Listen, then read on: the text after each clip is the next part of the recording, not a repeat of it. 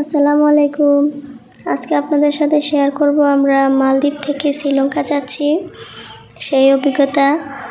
এই তো আমাদের বিকালবেলার ফ্লাইট ছিল, আমরা এখন মালদ্বীপ ছেড়ে চলে যাচ্ছি। আর এখানকার অভিজ্ঞতার কথা তো আর কি বলবো, খুবই উপভোগ করছি, খুবই সুন্দর ছিল এই দেশটা। তো কিছু ভিডিও করে রাখছি এবং কিছু ছবি তুলে রাখছি। এই মেমোরিগুলো রাখার জন্য এই ব্লগটা করা। হয়তোবা অনেক সময় দেখা যায় ডিলিট হয়ে যায় ভিডিও, পিকচারও নষ্ট হয়ে যায়। তো এই জন্য এই ভিডিওটা মূলত করে রাখা, এটা থাকবে স্মৃতি হিসাবে। তো আমরা এখন চলে যাচ্ছি শ্রীলঙ্কার উদ্দেশ্যে। আমরা চলে আসছি শ্রীলঙ্কা, এটা কলম্বো সিটি। এখান থেকে এখন আমরা হোটেলের উদ্দেশ্যে চলে যাচ্ছি।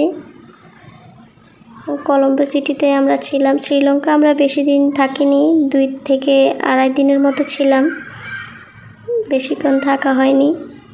তো এখন আমরা হোটেল রুমে চলে আসছি। এই যে আমাদের হোটেল রুম, এই রুমটা অনেক সুন্দর ছিল, খুবই সুন্দর ব্যবস্থা ছিল। এটা হচ্ছে পরের দিন আমরা নিগাম্বো ঘুরতে যাই। আমরা জানতাম না নিগাম্বো বিচ, একজন থেকে শুনে আসছিলাম এখানে, কিন্তু ওই বলে না সমুদ্র থেকে আবার সমুদ্রই দেখতে চলে আসছি, এই আর কি। তাই তত একটা উপভোগ হয়নি, কারণ এতদিন তো সমুদ্রই উপভোগ করলাম। আমরা একটা মিস্টেক করে ফেলছি, আমরা একটু খোঁজখবর নিলে হয়তো ওই দিন ক্যান্ডিতে যাওয়ার আমাদের একটা ইচ্ছা ছিল। তো যাই হোক, যেতে পারিনি। ওইখানে গেলে বাচ্চারা হাতি বা অনেক সুন্দর সুন্দর জায়গা আছে, এগুলো দেখতে পারতো। তাই আমাদের একটা দিন এইভাবেই কেটে গেল, এই নিগাম্বোতে এই দিনটা নষ্ট হয়ে যায় বলতে গেলে। তো আমরা আর ঘোরার সুযোগ পাইনি, কী করার। আর ওই দিন এইখানেই ঘুরে আমাদের দিনটা শেষ হয়। ওই একটু জিজ্ঞেস করে নেওয়া উচিত ছিল কোথাও।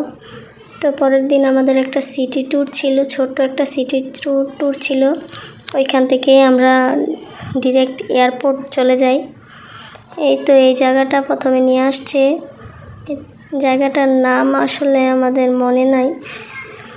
এটা ছিল লোটাস টাওয়ার, খুবই সুন্দর ছিল এই জায়গাটা।